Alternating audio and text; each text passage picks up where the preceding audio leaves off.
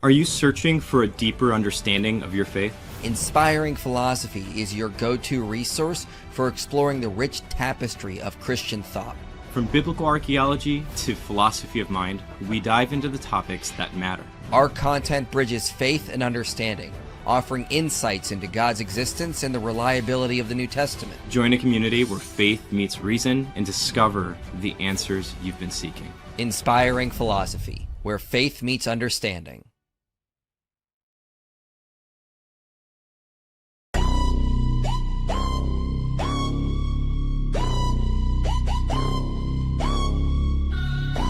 The myth held tight, every scholar zipped. But one slipped up, caught on clip. The standard narrative has holes in it. They told me one Quran, not a single word gone. But the Sunnah manuscripts got me saying hold on. Beneath the script a shadow bleeds, the edit seep.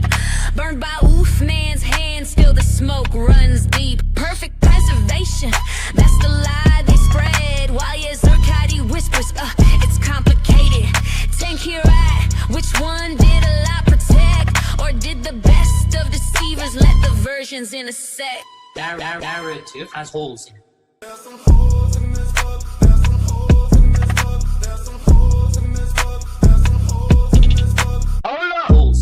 Narrative has holes in it. Narrative has holes in it. Narrative has holes. Man gathered all the scrolls and sheets, burned the copies, erased competing beats. To unify, he chose one written script, but in that fire, true version slipped. If Allah promised his word would last, why did some pages burn? Why weren't they cast into man's guard, kept safe and whole? What truth was lost? What's left untold? And Aisha spoke with no disguise. A sheep once true the sacred lines. Verses gone, no longer read. Missing words from what's been said. If God's word is perfect, why the missing lines? Why the silent gaps through all the times? If it's truly kept, why the torn afraid? Why do some chapters just fade away? They preach a tale that sounds complete, but history whispers in retreat. If Allah preserved each word with care, why purge the parts they couldn't bear? The cracks run deep, no place to run. Their claim of truth comes undone. If verses fade and lines are gone, then who still swears he guards the Quran? Welcome, everyone. I am your host, the uncorrupted Injil, that which Christians should judge by. Therefore, everything I say you must accept as words of Allah. Welcome. I here, of course, have my host here, Thanos. Hello. Anyway, moving on. We are joined by the legendary Jay Smith himself. How you doing today, sir?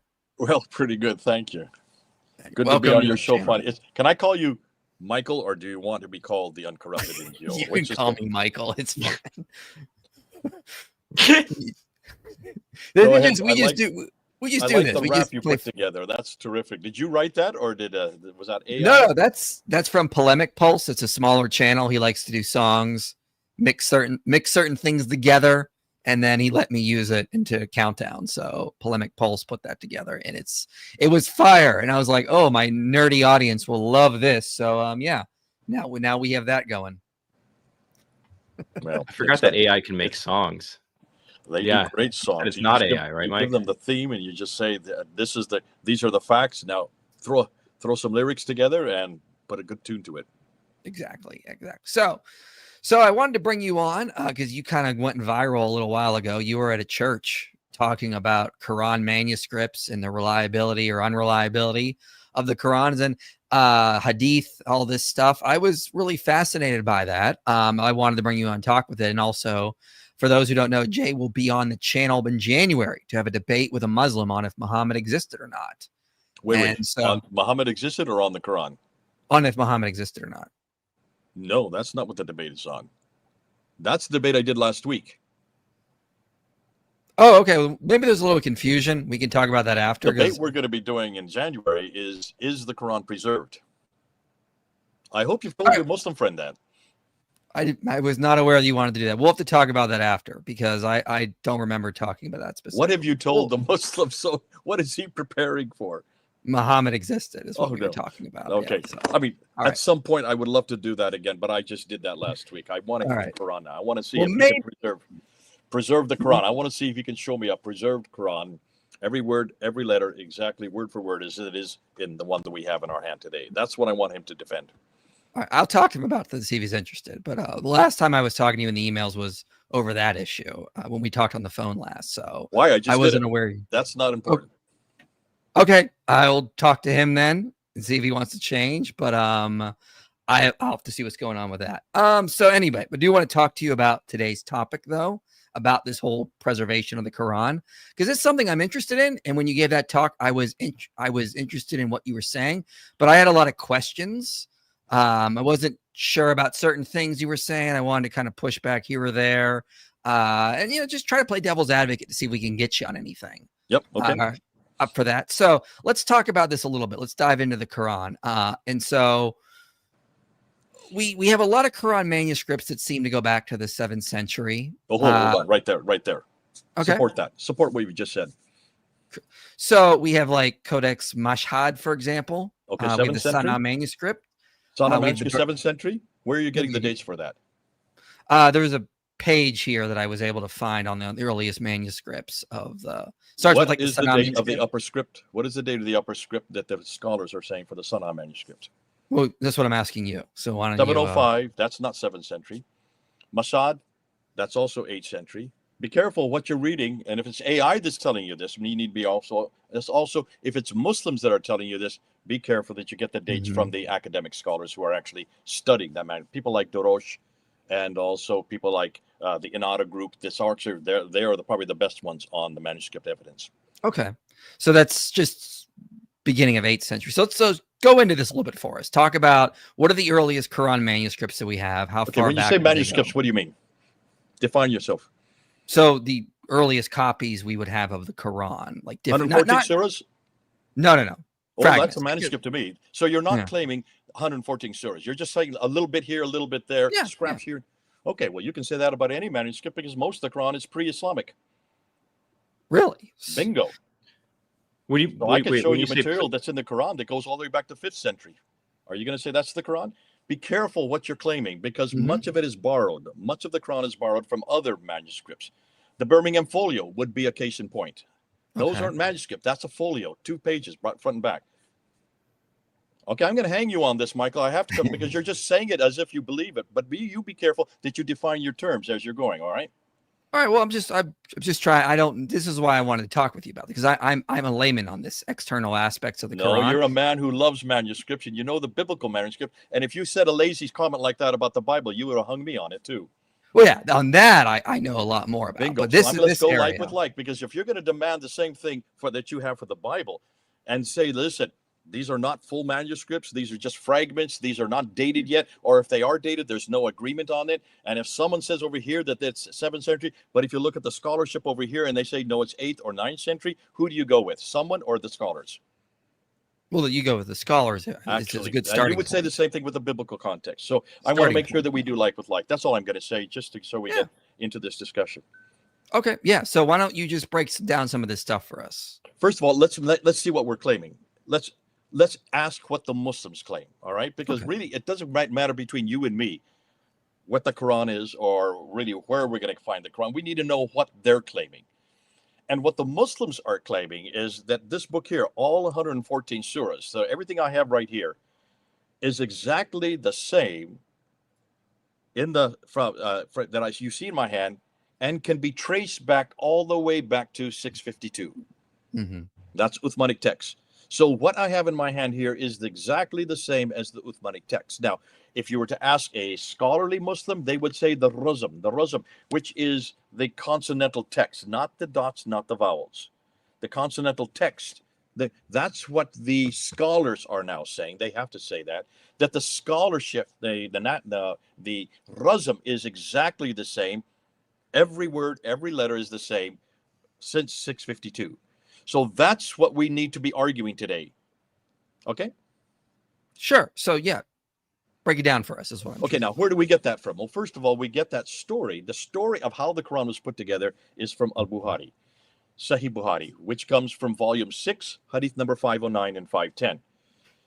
There's the first problem right there. So everything you know about how this book was put together, that it was first put together in 632, or between 632 and 634, during the time of Abu Bakr, when Muhammad had already died at this time, and they had a number of the scholars who had memorized the text, were about 70 of them were killed in a battle in Yamama. And when they came back, they realized that if everybody dies without it being written down, they're not going to have a Quran.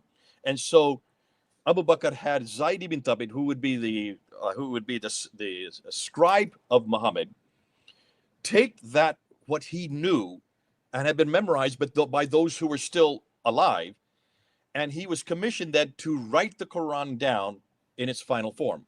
Now, at first he refused. He said, how can I do what the Prophet never did? But nonetheless, he then relented and he wrote it down. That was the first recension. All right. Now, that recension was given to one of the wives of Muhammad. Her name was Hamza. She put it under her bed and left it there for 20 years. We jumped then to 652, and that's where you go to Sahih Bukhari, volume 6, hadith number 510, the next page. Mm-hmm. There's another battle, and this is the Battle of Azerbaijan. And there are a lot of Meccans who have gone up to the north to fight against the Azerbaijanis. They are joined by other Muslims from Iraq and other Muslims from Damascus. At the end of the battle, they then go to a mosque to do their prayers. As they're doing their prayers, of course, which come out of the Quran, they're hearing these Damascans and these Iraqis. I say Damascus and Iraqis, I'm saying that's the places today. These Iraqis and these Syrians reciting a different Quran, not the same Quran that they're reciting. And so they start going to blows and they start beating each other up. And Udaifa, who is in charge of those who came from Medina, goes back down to Medina. And he goes to Uthman. Now, this is the Caliph, Uthman. And he says, I have heard different Qurans. We must not be like the Christians who have different texts. We must have one text. So Uthman goes and wakes up Zayd ibn Thabit, who's been sleeping for 20 years. I'm saying that as a joke, by the way. He's been there for 20 years, hasn't touched this text, asks Hafsa for her manuscript, and he rewrites the Quran in the Qurayshi dialect. All right? Right. Now, that's the dialect. Now, do you see a problem with that right immediately? Do you see a difficulty with that statement right there? The Qurayshi dialect? Dialect. Yeah. So, because it's, if I'm following your train of thought here, it's that they rewrote it in a specific dialect that more matched what was around Medina or the Meccan area. Okay, what's dialectical differences in a written text in Arabic? In order to have dialectical differences in a written text, you need 3 vowels. Mm-hmm. Are there any vowels in the 7th century? I'm not sure. That's why I'm asking. There are no vowels. They haven't yet been created. They haven't been invented. Look at all the earliest manuscripts. I've got them back here. I've got 2 down here, the Sana and the Petropolitanus. Up there, I've got the Topkapi. These are the 3 of the 6 major manuscripts right here. Take a look at them. I can show it to you. They don't have any vowelizations. And these are 8th and 9th century manuscripts. So you can see a problem right there with that story. You can see the story starts to break down immediately. So you can see. Do you see any vowels here? No. Do you see any dots here? Nope. A few. If you look carefully, there's a red one, there's a red. They're starting to appear here. This is the mid-8th century, but they're not finalized. And it's going to be, and you can see there's no vowels there. And this is the best manuscript they do have. This has about 99% of the Quran itself. So already you're seeing that in this, the major story that shows us how the Quran is put together, we already see a first error. And that is, you cannot have dialectical differences in Arabic in the 7th century, since no dots and no vowels have yet been created. And even this manuscript, which is from the mid-8th century and continues up into the 9th century, according to the latest research, it doesn't even have vowels. So how can they destroy, because then it says it burns all those that disagree. And of course, every Muslim will tell you those that disagree, the reason they had to be burned is because they had dialectical differences. So, Starbert, let's tell that story for maybe the audience doesn't know about this. So, yeah. I barely know about this stuff, Jay. As a side note, I'm just getting my feet wet. So when it comes to Islam, so I'm just putting that out there as well. Because are you saying? So are you saying that the narrative that the book burnings were because of dialectical differences is not true, and they burned the books for some other reason? Or are you saying that there was no book burnings at all? You're getting it. Good for you, Thaddeus. This is the first time you're hearing this, right? Yeah. And yet you understood what I just said. Well, I don't. I'm asking clarifying questions because, like, there could be a few different ways that you could be arguing at this point. Muslims That's one will of the say it's for conclusions you might be dialectical trying. differences. That's what Muslims will say today. What they don't realize, you can't burn scripts, a text, which is a written script on a piece of paper that has no vowels that gives a dialectical difference. You can't have that. So therefore, what they burned, and you said both of these, they were burning them because there was consonantal differences. Okay. So Right. for those who don't know, we're talking about talking about after the third caliph Uthman gathered up different competing Qurans, and they say it was because of dialectal differences, and so he burned those ones and standardized the Quran so everyone would be using the same Quran. This is in the Hadith. This is in the stories that the Muslims give us, and so we're talking about that specifically. So if I understand what you're saying, right, Jay Smith, it's that wouldn't make sense because there were no vowels yet. So the dialectal differences would not have really been there. It would have just been consonantal differences. And that's a problem. So can you now understand? Can you now understand why we are confronting that, first of all, because this is written by al-Bukhari. When did al-Bukhari write this? I believe 200 years or so after. You would think so, right? Right. That's generally around when Bukhari lived, as far as I can remember. Yeah. But did he write it? From what I can gather from the scholars on this, the critical scholars, is that Bukhari is about 200 years or so after. He writes down, he goes through 600,000 hadith or so. No, I'm not. That's not the question I asked. Okay. Did he write it? Show me his manuscript. Well, I don't have a copy. This is show me one in existence. Are there any manuscript written by al-Bukhari in 833? That's what before 833. He died in 833. There is no manuscript by al-Bukhari anywhere. Okay. There is no manuscript by al-Bukhari in the 9th century or the 10th century. The first scraps we get of al-Bukhari start to appear in the 11th century. That's 400 years after Muhammad, right? The al-Bukhari that you're talking about and volume 6, hadith number 509 and 510, come from the 14th and 15th century. That's 700 years later that we finally get a canonical text that tells us how the Quran was put together. Now, do you see a problem with that? So it would be late on how you would time 700 this. years. Well, that's not early. That's quite late. Right. It'd be especially late, when you're talking about this is the caliph himself. Uthman is a caliph. And he takes and he rewrites the Quran, has it put into 5 copies, sends 5 copies. One he left in Mecca, Medina, one he sent to Mecca, one he sent to Basra, one he sent to Kufa, which is just below Baghdad, and one he sent way up to Damascus. So 5 copies were sent to 5 cities for safekeeping and to become the standard so this corruption would never happen again. Okay. Show me one. Well, let's go through this a little bit more because, again, we're just kind of like hitting points here. I want to get more of like a full, well-rounded story here. So let's go through some of the data. So before we get to Bukhari, let's get back to the Quran. So let's get back to the story of Uthman. So I want to get more into that. But just to finish that thought. So okay. What you're hearing is whether or not you want to listen to me on the manuscript evidence for Bukhari. No. Nonetheless, even if it's 9th century, by 9th century, there were dots and vowels. So what Bukhari is writing is what he knows from the 9th century, and he's redacting it back onto the 7th century. Okay. Are you following that much? Oh, yeah, for sure. Okay. Yeah. Okay, let's just leave it at that for now. Okay. For sure. So, so let's get back to this whole issue of the Quran itself. Because, again, we're just trying to figure out a lot of this external data, trying to figure out if this is a reliable text or not. Let's get into more of this kind of stuff. So let's go back to the Quran itself with regards to the different recitations. And so if there were no vowel points early on, what would have been burned? I mean, what would have Uthman been burning if this event happened? So you answer that. I mean, you know what I'm going to say. No, I don't. That's why I'm asking.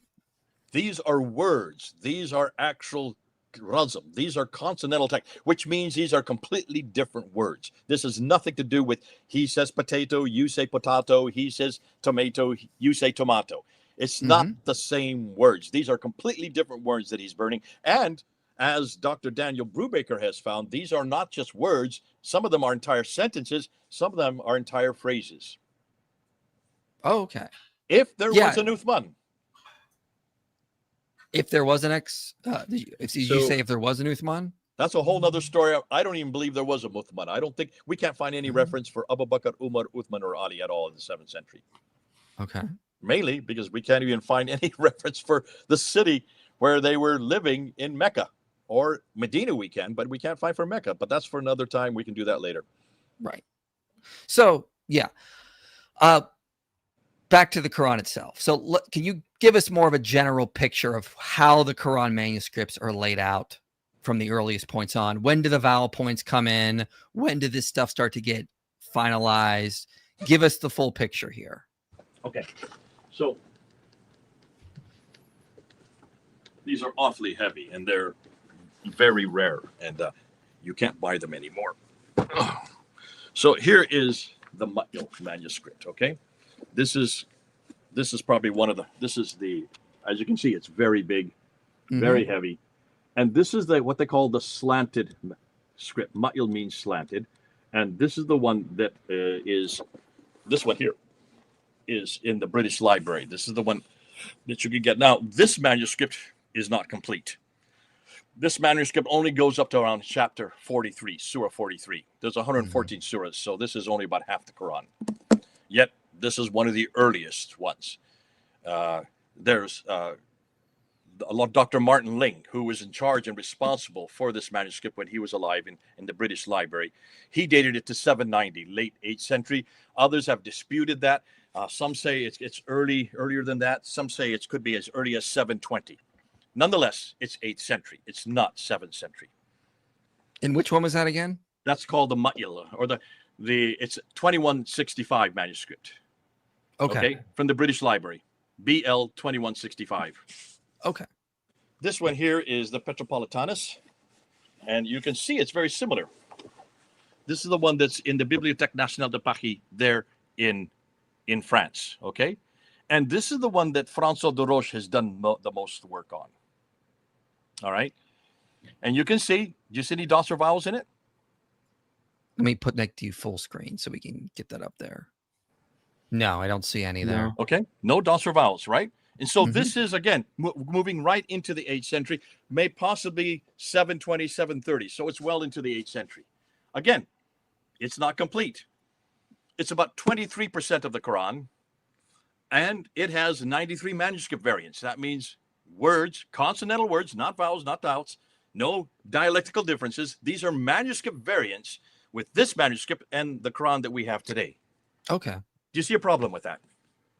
Well, it shows the Quran has not been perfectly preserved. And certainly not even as late as now 720. So we're talking about, 80 years after Muhammad, if we still don't have a complete Quran.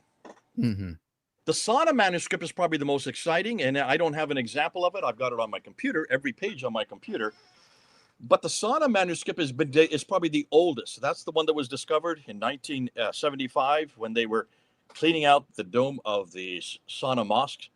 And they opened up a trapdoor and hundreds of manuscripts fell to the ground, which is not surprising because Muslims have such a respect for their Quran. When things start to wear out, they don't burn them. They don't throw them away. They preserve them by putting them into domes of mosques. That's quite normal. But in this case, they had forgot that they were there.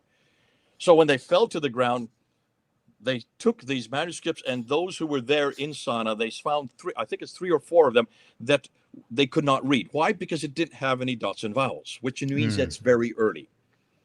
They didn't have anybody that could read them. They didn't have anybody that was capable. So they went to Saarland University in Saarbrücken in West Germany to ask three of the world's leading scholars, Dr. Ulrich, Dr. von Bothmer, and Dr. Gerd Puyn, to fly down in 1981 to look at these three major manuscripts. They call them DAM /01 27. That's the most exciting one, because the DAM/01/27/1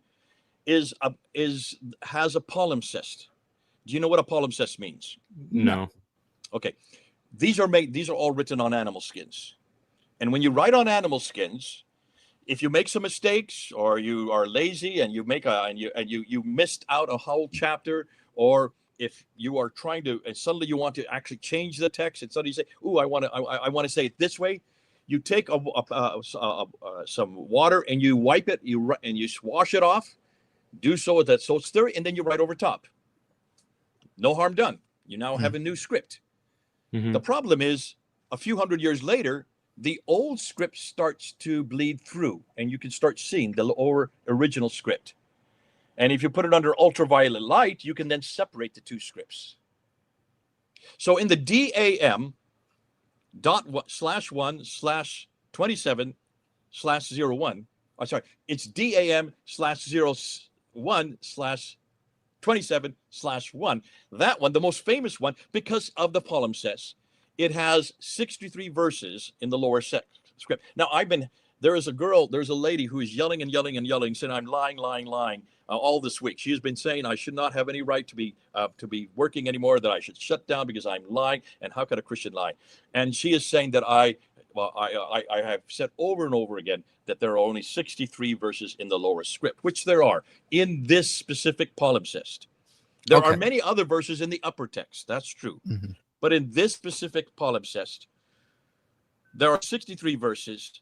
When you separate them, and this is work that's been done by this lady here, Asma Hilali. She's the one that came out and did a book on it in 2017. So it's been out about 8 years now.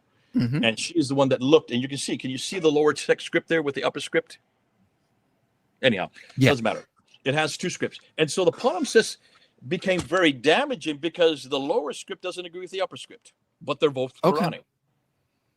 Yeah. The lower script has been dated to the 7th century. It's only 63 verses, so it's not very much of the Quran.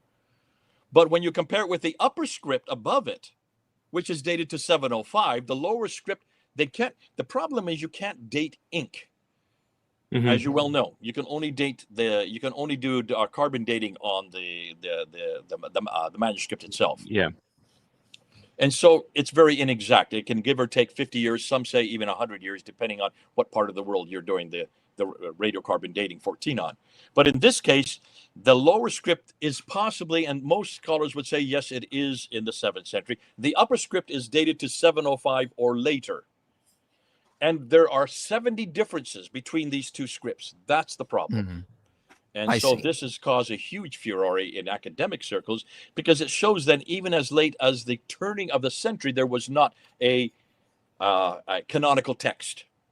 So we're talking about the time of Abd al-Malik and the time of al-Hajjaj, which makes sense, because this is where Dr. Stephen Shoemaker has come out with his book 2 years ago, which is saying there is no Uthmanic recension. There are no manuscripts from the time of Uthman. We can't find any. That's why I yelled at you at the very beginning when you just said that these manuscripts from the 7th century. He says we don't have any manuscripts. They're all 8th and 9th century.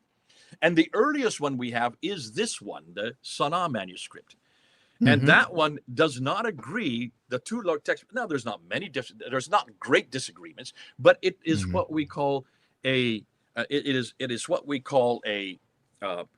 antecedent. It is a nascent text, which then because so many mistakes were happening, they then washed it off and rewrote it over top, which makes sense if you are borrowing from many different sources, which is how the Quran was put together. It looks like that's how we think the Quran was put together. It's been borrowing from many different sources. And when you borrow quickly, you are going to make mistakes. And when you make mistakes, you then have to wash it off and then write over top to correct those mistakes. And that's why when you look at the Quran today, notice it's all over the place. It's ulta pulta, as we say in India. You have a little bit of a story of Moses, then it jumps to Abraham, then it jumps to Jesus. It goes all over the place. I mean, it seems like a little bit of here, a little bit of there slapped together, and that's what we're now finding. It looks like a lot of it is borrowed. We're in the process right now. We have a committee that's putting together right now. There's about 6 of us from all over the world. We're putting together all of the antecedents to the Quran, and we're now finding that we can pretty well almost reproduce a good bit of the Quran just by looking at those antecedents. And the antecedents are written in Hebrew, they're written in Syriac, they're written in Anabatean Aramaic, they're written in Ethiopic, they're written in Pahlavi, and they're written in Chinese. So we're getting 6 different sources from where they've borrowed the Quran and they've put it together. If you're borrowing quickly because you need a book now, because you have now started to quote, to create a prophet, you need a book that he gives, you can see you're going to make mistakes. And so this is an example of that in the Sana manuscript. That makes sense. Okay. I have 2 questions really quickly. One, if I'm understanding you correctly, it almost sounds like what some critical scholars will say about the Pentateuch with the documentary hypothesis. Like you have a bunch of patches of sources coming together to make up the Quran. Do we know what those sources are, or are these just kind of general hypotheses that we have out on the table? Like, for instance, and this leads to the second question. You said like there's Chinese and other Hebrew languages, there's Greek, all this other stuff. So are people that are patching together on the Quran at this point, then are they translating those from those languages into whatever version of Arabic at the time is happening? And then like, can you help me understand kind of like how exactly? all I mean, you said it correctly, Thanos. That's right. That's exactly what's happening. So what you're doing, and the reason why we know, you said, do we have the sources? That's what we're putting together right now. But this is nothing new. This was being done 100 years ago when you had St. Clair Tisdale did a whole book on this in 1905, looking at the sources, especially the Old Testament sources that you find in the Quran, which do not agree with our biblical sources. They're completely fantastic stories that make no sense. You know, what in the world is Abraham in chapter 21, verse 51 to 70, when what is he doing going into the Masjid al-Haram? That's not the Kaaba, it's the Masjid al-Haram, whatever. That means the forbidden place of bowing, taking a big idol and destroying all the smaller idols. And then the next morning, the people who see all their idols destroyed grab him and put him into a fiery pit. Now, is that story in your Bible? Oh, of course not. No. So where's it come from? I believe it comes from Apocrypha or pseudepigrapha. It comes from the Mishnah of Rabbah. We know exactly where it comes from. Written in the 2nd century. It's a Jewish apocryphal account. But see, that is in the 2nd century. So we know that that existed at the time. And in that same area, that would have been around at that time. And that's the material that was translated into Arabic. Because if you can go right through the Quran and there's story after story. Look at chapter 5, verse 31 and 32. The story of Cain and Abel. Cain kills his brother Abel, doesn't know what to do with the body, and he sees a raven bearing its partner, so he follows the example of the raven. That's not in my Bible, but that comes from the 2nd Targum of Esther. I'm sorry, the 2nd Targum of Jonathan ben Uzziah, written in the 2nd century again. The story in chapter 27 of Solomon and the hoopoe birds and the Queen of Sheba. Brilliant story, but none of that. It comes from our Old Testament. I don't remember anywhere where Abraham was marching birds, getting them ready for battle so they could fly up above the enemy and drop stones on them with the name of the enemy they're going to kill. Is that in your Bible? I don't remember that story. Anyway, when he realized that the hoopoe bird was missing, he gets angry, and then the hoopoe bird suddenly flies down and talks to him. I don't remember Abraham talking to hoopoe birds. Sorry, I'm not meaning Abraham. I meant Solomon. This is Solomon. Solomon, yeah. Solomon. So Solomon is there, and he asks the bird to fly back down to the south to the land of Sheba and bring up this beautiful queen. And so she comes up, she comes into the throne room. She's walking across the throne room to meet this king, and she sees a pond. So she picks up her skirts to keep her skirts from getting wet. And that's where the story ends in verse 77 of chapter 27.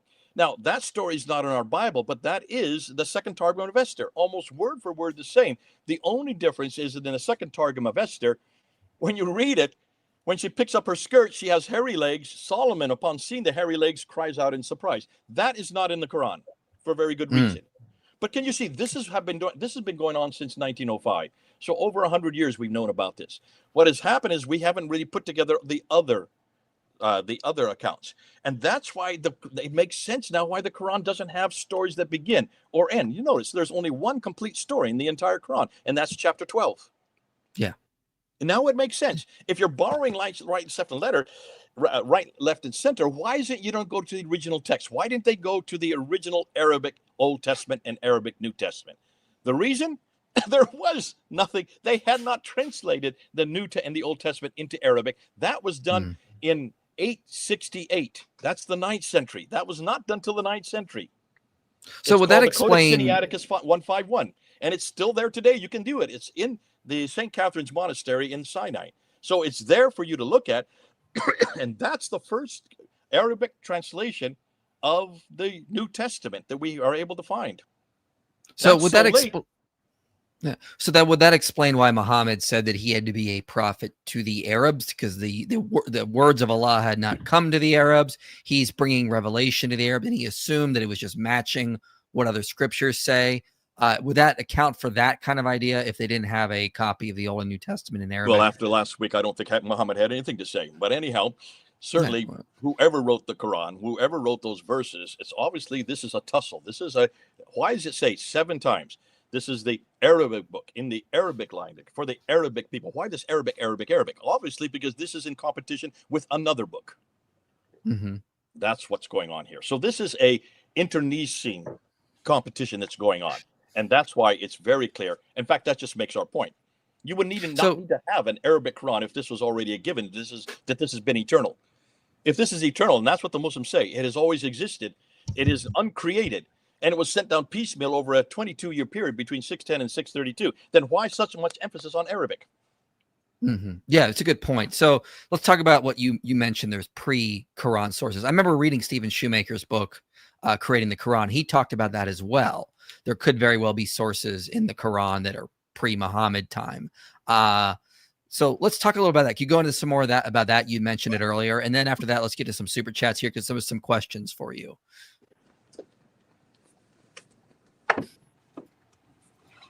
I should have these books ready to show you. These That's are no problem. These are books that this is the book that I had something to do with, so that's why I like it very much. The rediscovery and reliable reconstruction of a comprehensive pre-Islamic Christian hymnal hidden in the Quran under the earliest Islamic reinterpretation. This is done. This is the doctoral thesis done by Dr. Gunther Lulling in 1970. He was looking at the Quran. He noticed an awful lot of this beautiful poetry that Muslims say, if this was from an illiterate man, how could a literate man write such beautiful poetry? And so he decided, well, look, I've seen that poetry before. That's nothing new.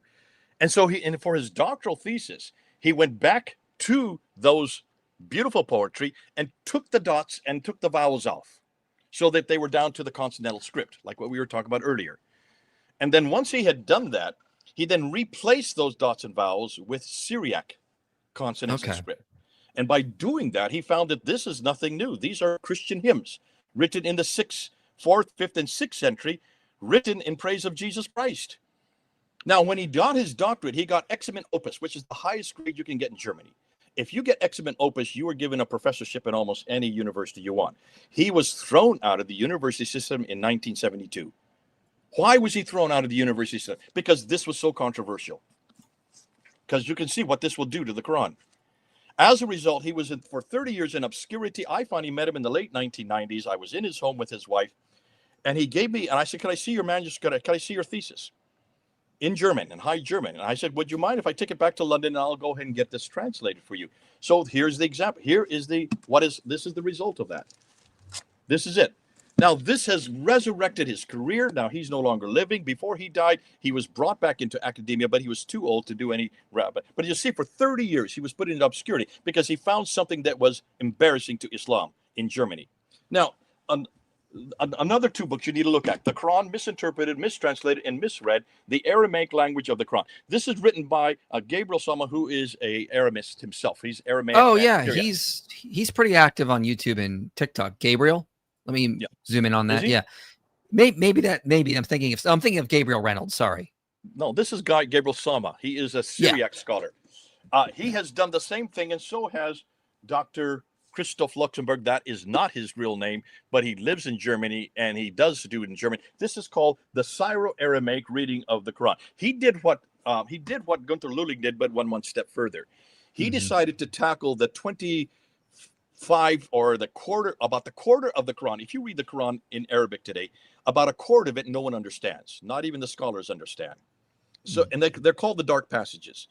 And so he decided, let me take on those dark passages. And he did the same thing that Gunther Luling did, but he did 7 different layers of taking out the dots, taking out the vowels, replacing them with other dots, with other vowels from Syriac, which is his language.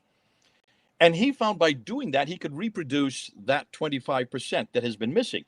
And guess what he found? He found Christian hymns like Gunther Luling. He found Christian homilies. He found Christian lectionaries, all to Jesus Christ.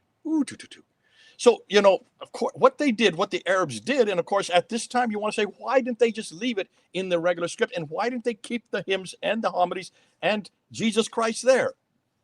That's the million-dollar question. And that's what this whole debate was last week, but we didn't get into this last week. And that is who then created the Muhammad and who then created the Quran we have today, and what was their agenda? Why did they not continue on with all this beautiful advocacy for Jesus Christ and what we already know about the Bible? Well, that's the million-dollar question we have not yet solved, because we don't know when that happened. We could just follow the manuscript and see where the process was going. Interesting. Yeah. So again, Stan and I we're very new to this external stuff. I've studied more of like the internal critiques of the Quran, as you know, but this external stuff is stuff that I want to learn more about. So Michael, again, we're just trying. I'm the only one that's doing this on the internet. Al-Fadi is going to start doing it because he's almost finished with his doctorate on Asana, and wait till we let him go. He is going to go with me head for head. This guy is going to be the only one that has done a doctoral thesis on one of the most exciting of all the manuscripts. We're just waiting for him to do his doctorate. Once it's done, he and I are going to go right at it. And of course, he is a native Arabic speaker. He is from Jeddah. So if there was any Qurayshi dialect, it would be him. But more than that, he is going to be a PhD scholar on this. So that's going to yet to come. For now, the only other person that's really been doing this has been Hatun Tash, my colleague. Yep, she's been in the chat a little bit. I saw her here. Okay, so Hatun Tosh is there as well. Hatun and I are going to continue doing this. Hatun has been one of the ones that I have found has been really on her. She's had her antenna up on the manuscript evidence, probably better than anybody else in modern these days. But who else is doing this, Michael, on the internet? On the internet, I know Gabriel Reynolds is doing some stuff. I've seen some stuff from Sean Anthony, but not as like this in depth as what at least from what I've seen. Maybe they're doing more in academia. I just haven't had time to look too much into that. The problem with Gabriel Reynolds, I love Gabriel Reynolds. Listen, what he's doing is great, but he has a chair to protect and he has an institution to represent. So he dare not go as fast as we are going or say the things we're saying. He cannot do that. But listen, I know this because Dr. Patricia Crone said this to me back in 1995 when I did her debate for her with Dr. Jamal Badawi there at Cambridge University. I debated for her. That was 30 years ago. And I went for 3 hours in her office and I said, Dr. Patricia Corona, you read and write 15 languages. You're head of department here at Cambridge University. I'm using your material. Why aren't you doing this debate? And she says, Jay, I can never do this debate. I can do the research, but I have a chair to protect. She was head of department. I have a whole institution to represent, but you don't have any chair, and the only person that you represent is Jesus Christ. Here's an atheist telling me that I have more freedoms than she has, and that's the problem with many of these academics. They cannot go as fast as we can go, and they cannot say the things that we can say yet, because it would not only would it ruin their career, they would probably be thrown out of the university. There are just certain things. This is the only area of study that I know of in the world where what you say can kill you. Yeah, this is dangerous stuff that we're talking about right now. Yeah. Let's get to some super chats here, then we'll jump back in. I'm gonna prioritize the ones that give more. So Farmhouse Theologian says, thank you, IP, for bringing on Jay. I've done one of his courses with Dr. Brubaker, and an excellent article I got from that is by Joseph N.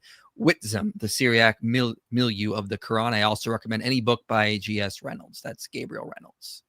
Let me just see that real good. Could you just send that to me? Could you hold on to that and grab it? Yeah, I'd like to hear what he's saying there. I'd love to hear the Whitzam. Joseph Whitzam, the Syriac milieu of the Quran. I'm going to type that in, and that way I don't forget about that. Just type that in. He also said, I wonder if the reaction against critically examining the Quran is tied with a reaction against biblical criticism. Christians can rest reassured that we stand on solid ground, as you have shown before. Yeah, we just did a 15-part series on this channel on the reliability of the Gospels, going through a ton of data, showing that we can trust the Gospels.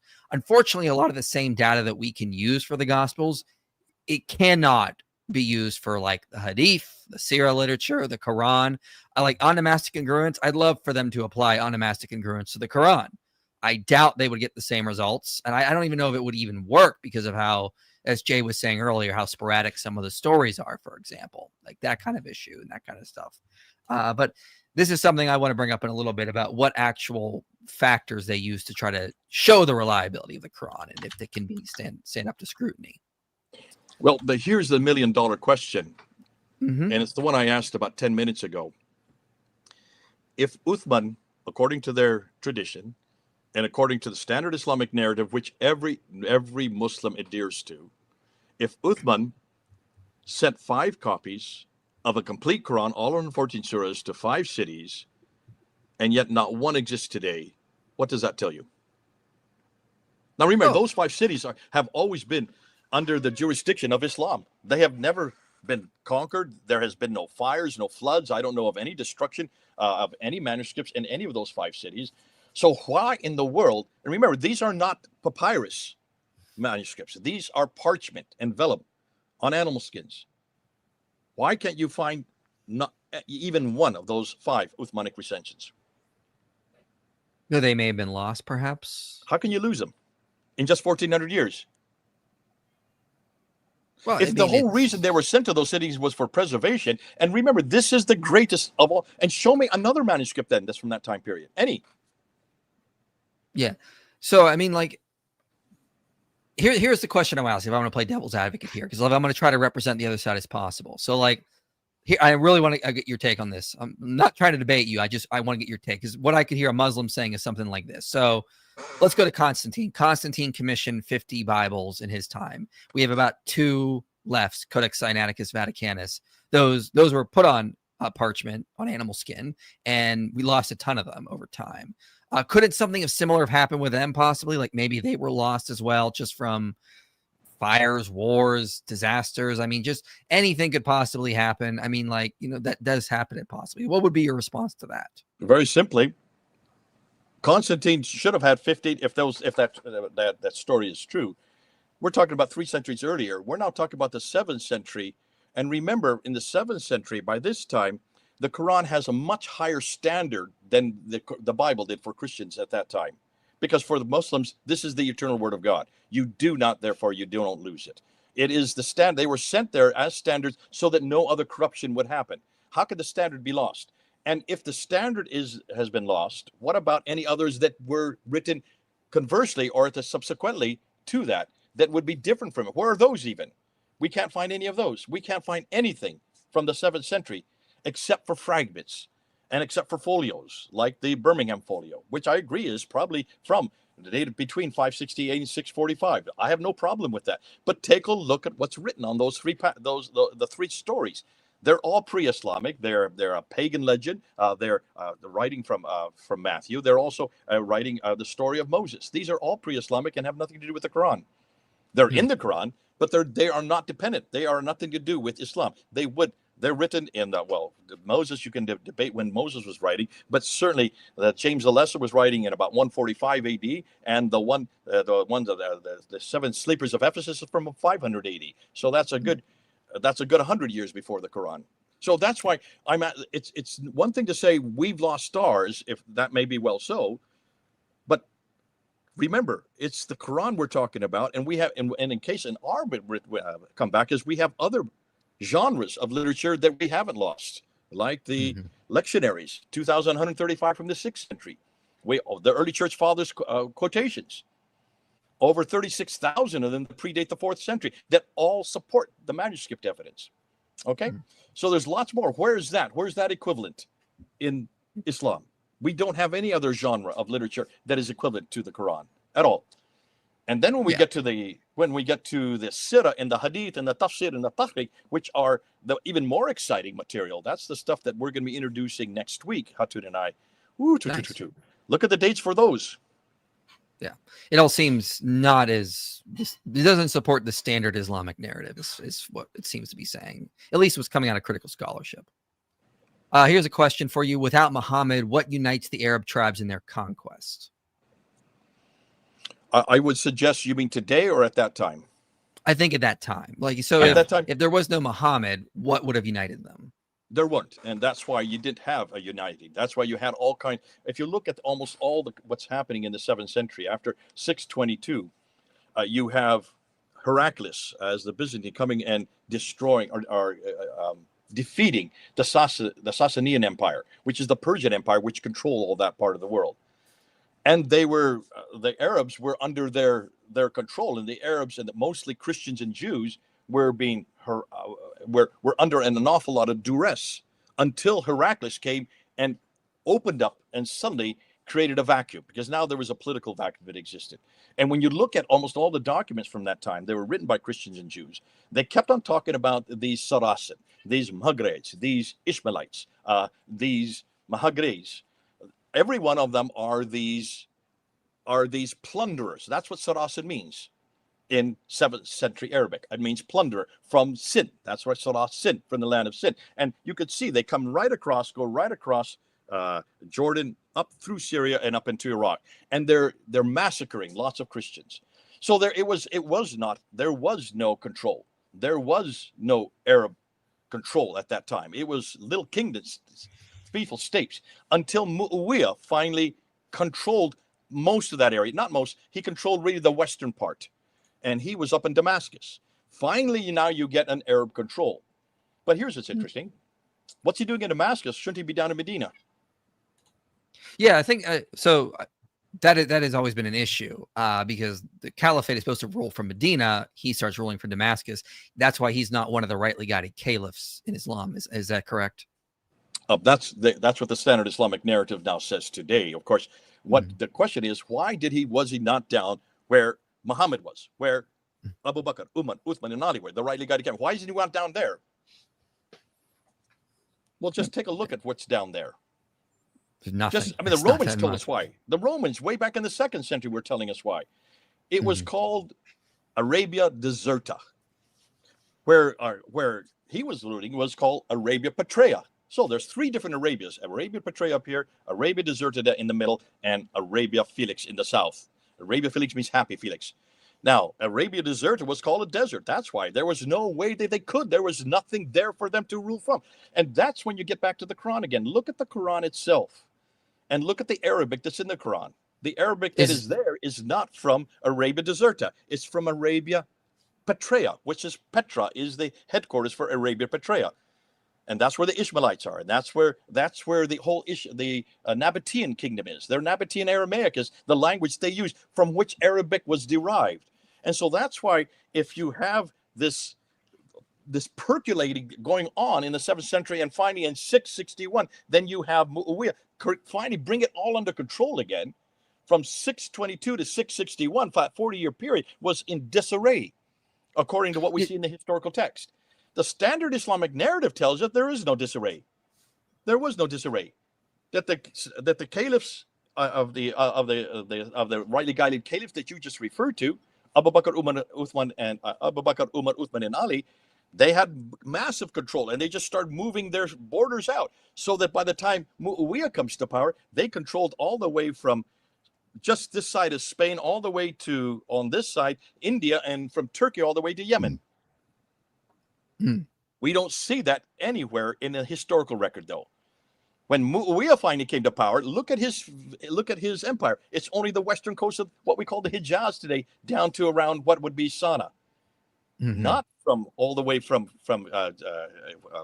Spain all the way over to India. That then comes later, and as they start moving across North Africa, then you start seeing that happen. But that's why this idea of these Arab tribes, who united them was Muawiyah. But that doesn't happen until 661, not at the time of Muhammad. Okay. Yeah, we got another question here. How would you respond to someone saying that God uses controlling cult tactics in Deuteronomy 13? I think he's referring to the passage where if someone says, let us go and serve other gods, which neither your fathers have known, you shall put him to death, is what he's arguing there. This is like a cult tactic. I'd refer you to a video I did called The Misunderstood Mosaic Law. This is not we keep thinking of the Torah as if it's like a modern law code, and as we point out in that video, no, it's not really. This is more like a treatise on judicial wisdom. This is not giving you the full context of what's going on. So check out that video, and I think that'll give you more context for how you should actually understand passages like this. Sean says there are some Jehovah's Witnesses in a park near me. They are really nice. What should I ask, and how should I approach these conversations to lead them to Christ? James White had a really good argument you should use, Sean. So go ask them to open their Bibles and have them read Psalm 102, start in verse 24, 25. And it's that verse where it says, "You, Lord, laid the foundations of the earth." And ask them, who's that about? So they'll have to say that's about Jehovah. Then ask them to flip over to Hebrews 1 and start to have them read in verse 8. And they're going to say that the author of Hebrews says, "But to the Son they say," and then it goes on to quote in one passage, and then it goes to quote Psalm 102, verse 25 to 27. So use that. That would be really, really good there. And then start opening up conversations with that. Show them that Jesus actually is Jehovah, as they would say. Thoughts on the transcendental argument? Again, we don't really use it here, and that's not really the topic today, but we appreciate the super chat, but not really our go-to argument. We prefer other arguments. Have you seen Genetically Modified Skeptics video? We have not. We will check that out. IP and Than, do you guys think people can be saved from hell post-mortem if they repent? I've heard an argument that hell is meant to be restorative. That's universalist idea. Yeah, that seems to be a universalist idea. Yeah, we've talked about this in the past, that there's a possibility of post-mortem salvation. If God's love transcends, God is love, and he will rescue all who can be rescued, regardless of how that process is carried out, is what we've always argued. Here's a question, I believe, for Jay. Does the Arabic script come from classical Syriac? There's a lot of question on that. Most people would say yes, and Aramaic, and also earlier that Hebrew. It uses much the same consonantal script. They're all from the same part of the world, so that would make sense. But we do know that the script that existed in the 7th century would have had only about 16, 17 letters. Today it has 28. Of course, the 28 letters were all created because of the 5 dots that were introduced somewhere around the 8th and the 9th century, and that's the nun, the ta, the tha, the ba, and the ya, not the tabaya. And then the 3 vowels then would then ameliorate even more so. So in the 7th century, it was a very crude text, as you can see from the manuscripts I just held up. Yeah. So a little bit more about that. Doesn't the dialect of the Quran not match what we would find in the area of Mecca, Medina? It seems to match more of like an Arabic that would be much further north. Can you talk about that a little bit?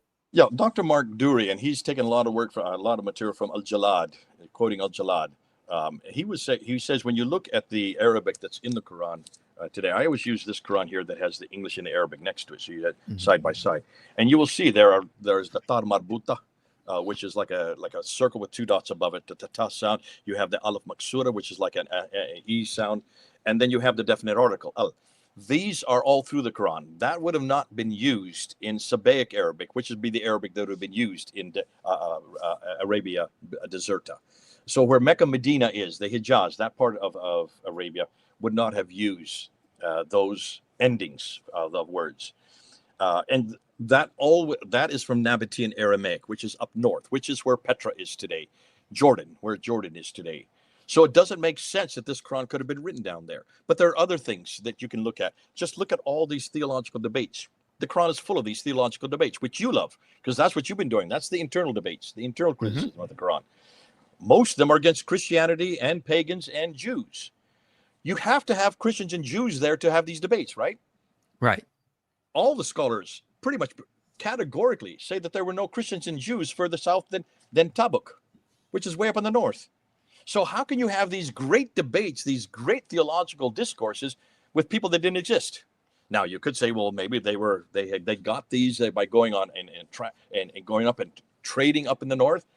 But remember, Yathrib itself, according to what the scholars are saying, the Yathrib itself only had about 200 people living there. And with 200 people, you can have all these great debates. Look how intrinsic they are. You have to be around seminaries. You have to be where there are great discussions happening in large metropolises, and that just doesn't exist in the desert of Arabia. That exists way up in Damascus. That makes sense. In like Hira or Kufa or what later became Baghdad, Ctesiphon before that, that would exist in Petra. Those areas, yes, you would have had these kind of debates, and that's exactly where these manuscripts were written. And they were using that Arabic. So that makes sense that the Quran was written much further north, not in the central part of Arabia. Yeah, I remember Stephen Shoemaker talking about it. A lot of the Quran seems to match areas much further north. I mean, you even have Muhammad apparently traveling up there to have conversations with them, which would be kind of unlikely. Can you comment on that and remind me about what that is about? Yeah. This is why whenever we have these discussions, I put it into three categories: the book, the man, and the place. That's what I always say. Everything comes down. You have to put all three together. If you separate the three, you can pretty much argue whatever you want. But when you put all three, what are the together, three categories again? Because you man, said that and the place. fast, right? The book is the Quran. The man is Muhammad, and the place is Mecca. Gotcha. Okay. Okay, and that's what holds up Islam. And as Christians, we would have the same thing. The book would be the Bible, New and Old Testament. The man would be Jesus, and the place would be Jerusalem. Now, if you can take away Jerusalem, but you would have a difficult time finding where Jesus died and rose again. But certainly, we need all three of those to. If you take one away, if you take Jesus out, what do we have left? If you take the New Testament and the Old Testament out, what do we have left? And so, the same token, both with Christianity and Islam are absolutely dependent on those three. And so, what I am doing, and what those of us who are doing the historical critique are doing, we're taking on all three simultaneously. To understand why, you need to start, and before you even get into the Quran, and before you even get into Muhammad, you need to start with Mecca. Mecca is probably the most difficult city for Muslims to support. And God bless Stephen Shoemaker for diving into the Quran, but he did not talk about Mecca. He did not. He stayed away from Mecca because he knows if he starts to say that Mecca existed, he's going to have to prove it. And once you prove it, since there's nothing at all anywhere that speaks about Mecca anywhere, but Dr. Patricia Corona, who reads and writes 15 languages, did her career mainly destroying Mecca and she is the only one that could do this because she spoke all these archaic languages, read and wrote all these archaic languages. She wrote a book called Meccan Trade and the Rise of Islam in 1987 that absolutely annihilated Mecca. And she got death threats for that. And she had to move from Oxford to Cambridge because of that. And then she moved on to Princeton, where then she was deceased in 2015. But when she looked at Mecca, she asked, and this is why she did it, because if you take out Mecca, it doesn't matter what Muhammad you find, it doesn't matter what Quran you find. If it's not from Mecca, it's not the Quran or the Muhammad of Islam. You see, right? That's why that shuts down everything else. And it's the easiest one to take on first because it has so much history according to Islam. It's what Muslims claim about Mecca. They claim that Adam and Eve were sent there when they were thrown out of the Garden of Eden in chapter 7 of the Quran. It doesn't say Mecca in the Quran. That's in the traditions that say that Eve was sent to Mecca and that Adam was sent to Sri Lanka. And then he, boom, boom, boom, boom, 90 feet tall. He just went and walked up and he joined his wife there. It says in chapter 21 that I said earlier that Abraham was there rebuilding the Masjid al-Haram. That would be 19th century BC. So Abraham has to be there. It says it's the center of trade, north, south, east, and west. That's what the Muslims say. If that is the case, it should be the most important, best known city in the history of mankind. It's the earliest city in the history. You can't get any earlier than Adam and Eve. So you can see the problem that Muslims have. They've got to find one reference for this city before 632. And it just does not exist in any reference at all. It's not in any maps. It's not in any documentation. But Dr. Patricia Crone did an entire study of looking at all the major civilizations that predate Islam. So she went to the Persians, she went to the Romans, she went to the Assyrians, she went to all these Asian, and she looked at all their documents to see if she could find any reference to the city called Mecca. Not one. So she decided to get to those civilizations that were close by. And so she went to the Nabateans in the north. She went to the Nubians in the east. She went to the Himyarites in the south. All these that were right next to Mecca, not one reference. But all of these people knew incidental places. Like they all talk about Aden and Sana and Taif and Yathrib and Khaybar and Tabuk and Gaza. These are all incidental places that are on the Western Plateau. That's where the trade was. But if that's where the trade was, why isn't Mecca part of the trade if it's the center of trade? Not one reference to in any of these documentation until 741. She couldn't find any document anywhere until this day, and that was in 1987. We're in 2025. Show me another reference that predates that. And I'm still waiting. We can't find any reference to Mecca before 741, which is the Byzantia Arabica, which is, points and actually situates Mecca way up in southern Turkey. So can you see why, if you can't find Mecca, what are you going to do then with the Quran, and what are you going to do with Muhammad? And that's why I said, I'm joking, but I'm also very serious when I said to you, Michael, I don't know. You can't find a Quran that was written by a man named Muhammad. You can't, it looks like it's written by many hands, and it looks like it's borrowed from many sources, and it looks like it continued, and it was on all the way up. Listen, in the 9th century, Al-Kindi was writing, and he was mocking. He was there in the courts of Baghdad. He was a Christian in the courts of Mahmud, and he was mocking them and say, what is it? You're still putting together this book from God. This is in the 9th century he was claiming this. We never knew what he was talking about. And for centuries, people thought that Al-Kindi was off his rocker. Now we know that he was an eyewitness to what was happening. But that's as late as the 9th century. They were still creating it. And that's why we need to start really getting these manuscripts. We need to start dating the manuscripts, and we need to start doing a critical assessment of the Quran like we've done to the Bible. That has yet to be done. There is no critical analysis of the Quran like we've done to the Bible. Yeah, go ahead, Tanis. Yeah, sorry.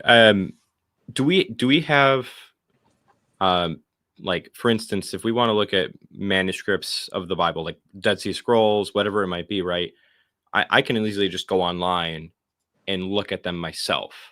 Do we have anything like that for the Quran right now? Or we do? Okay. Okay, not manuscripts, but fragments.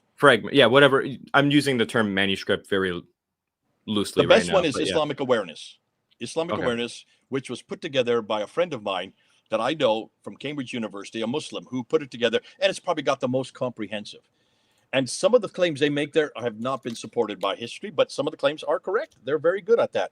And so I would suggest go to Islamic Awareness, IA, and they have all a lot of Western scholars do not agree with their datings. That's the problem. This is a real problem, Thanos. Who is going to put their neck on the line to actually miss or date something that the Islamic Awareness doesn't date? But here's the difficulty. The Islamic Awareness can pretty well date what they want, but they don't have any forensic evidence to support what they're dating. So that's the difficulty. Until we have as much scrutiny of the Quranic manuscripts and also the Hadith and the Sirah and the Tafsir and the Tahri on the same level that we have for the biblical manuscripts, you can pretty much say anything you want about these manuscripts and everybody will believe you. I'm going to get into some super chats, and I got a question for you. I want to get back to that. He being a she, I met you in Brisbane. Oh, sorry. Did I say your name? I don't know if you want me to say your name. I won't say your name, but I remember now. I didn't realize that was you. Now I remember. Okay. When I visited the Holy Land, our Christian guide told us that the local opinion is that Islam is a Christian heresy, probably Nestorianism. These textual studies lend a lot of support to that opinion. What are your thoughts on that, Jay? Yeah, and I would agree with this. I would say just that it looks like that what was happening in the late 7th century, moving into the 8th century, it looks like, and this is just me in August of 2025. I have to keep saying that because I have some people haranguing me right now saying that I contradict myself. And a lot of this, because what I say 3 years ago, I don't say today, because as the evidence keeps coming in, we have to keep putting out new data. And almost everything that I'm saying to you right now are what we call green papers. Do you know what green papers are? Yeah, very new. Yeah, these are what the politicians do in Britain. They put out that, they leak it to the press to see how people will respond. When we get to the white paper stage, at that point, I would like much more. It was just me right now. I can't get to the white paper stage because there's so few of us that are doing this type of research. But what it looks like as of August 2025, it looks like, from my perspective, that this is an internecine clash between Trinitarians and anti-Trinitarians, is what's going on in the 7th century. Abdul Malik looks like he is an anti-Trinitarian. Why do I say that? Because look at the coins, his coins, and then look at also the Dome of the Rock, the inscriptions around it. Those are the two things that are well known, and they are still there today, and we can look at the coins. I've got them right here in my drawer, and they have reference after reference in Arabic, now not with any dots or vowels. So again, just consonantal text. Remember, this is 691, 692. And it's all attacking Jesus' divinity. It's attacking, it says, say not three, for God is one and he has no son. Well, that's attacking his sonship, that's attacking the Trinity, and it's attacking Jesus' divinity. That's an anti-Trinitarian Arian attack. That's a typical Arian attack, which should not be surprising. The difference is that he's a caliph. And when a caliph at this level with this much authority makes that kind of attack, it's going to stick. When you just have was he an elder? Arius himself was only an elder in the 4th century when he was doing this. Athanasius shut him down, and that was the end of the story. We thought, but Arianism raises its head all over the place. It's still here today. The Jehovah's Witnesses would be Arians for today. But so this is happening in the 7th century, and that's why, because the coins tell us that, and because the Dome of the Rock suggests that. When was John Damascus? When was he writing? Because he's a Christian writer. That's why he comes in 730, and he says this in 730. Now, at that time now, there is a Mahmed. There is, and he says it in Greek, M-A-M-E-D, in our English transliteration of the Greek. But you can read right in the Greek. It's Mahmed. So the Mahmed at that time is a prophet. He claims to be a prophet, and he claims to have written books. He only refers to 4 of them. There may have been more. But the 4 books that we see there are the book of the cow, which is chapter 2, the book of the women, which is chapter 4 today, the book of the table, which is chapter 5, and the book of the camel, which does not exist as a chapter. So even there, the Quran that he's referring to is not the same Quran we have today. But a Quran is being put together. We're well into the 8th century. There is a Mahmed at this time, which Muhammad is hung on, and he looks like he is getting his material, his information from an Arian monk. You can't be any more clear. And look at the title of that book, The Heresy of the Ishmaelites. So this is a heresy of what? Of Christianity, of Byzantine Trinitarianism. This is an anti-Trinitarian heresy against that. To me, that makes total sense because it follows what's happening on the ground. It also follows the evidence we see that we have in our hand today. And the great thing about coins, they don't disintegrate or deteriorate. They're made out of metal. So you can still read them. They're just as pristine as the day they were minted. So that's what I'm saying in August of 2025. I may have to change it if more evidence comes to light. We'll see. Mm-hmm. Yeah. Good question. Steve asked, has Jay interacted with the Ahmadiyya sect? Yes, and I don't waste time with them anymore. I'll tell you why. Oh, okay. Who are the Ahmadiyya? The Ahmadiyya are a sect like they would be the equivalent to the Jehovah's Witnesses to us. Okay? Yeah. But they're very mission-minded. They are highly persecuted. I have an awful lot of respect for them. They tend to come mostly from Pakistan, and because of their oppression, because of the oppression that's on top of them, they believe that there was another prophet that came after Muhammad. His name was Ghulam Ahmad. Ghulam Ahmad was born in Kashmir, grew up and died there, believing that he was the reincarnation. He was the second coming of Jesus. Yeah. And he then attributed his he then gave credence to Muhammad and to the Quran, and then he then died and started this sect, and they've grown and grown and grown. And so you will see that Ahmadiyya spent all their time only confronting Christians. They never confronted the Muslims, and their biggest argument is the crucifixion of Jesus. They spent all their time attacking the crucifixion. That he did not die; he only swooned. He was put into the grave. He woke up 3 days later, overturned the 2-ton stone, overpowered the 16 or whatever number of guards, and then made his way all the way across to Kashmir in northern India, where he died, and wrote all and then was then with these injunctions that he will come back again. So that's the Ahmadiyyas. Now, if you want to spend time with them, do so. But what you will find, you'll go till you're blue in the face. And I have never met a Ahmadiyya that wants to really read the original text. They just want to read what the Quran says. They will confront chapter 4, verse 157 in the Quran, which says, for they thought, no, for he was not crucified. They thought it was so. Another was given his image. They will take that verse and say, see, this is proof to what Ghulam Ahmad said. He did not die. He just swooned. That's how they will interpret that verse. And so that's where you're going to spend all your time, is confronting that verse. Yeah, I actually debated an Ahmadiyya, I think a year and a half ago, on did Jesus survive the crucifixion or not. And so I got to bring up a lot of scientific studies on him, showing that Michael, Jesus you do a great job with them. Yeah. It was a fun debate. He was not prepared for what I had planned for him. From what I'm hearing, not many people are prepared for what you have for them. Let's see. I'm gonna get to some more super chats for you since you have limited time here, and then Jay, you should make a video and have Fadi recite the true Furqan in Arabic in response to Surah 223. And that is, and if you are in doubt about what we have revealed to our servant, then produce a surah like it and call your helpers other than Allah if what you say is true. Yeah, this is, I did this at Trafalgar Square. I was debating Sheikh Omar Bakri Muhammad, who is the head of the Muhajirun party in London back in, I don't want to say 2000.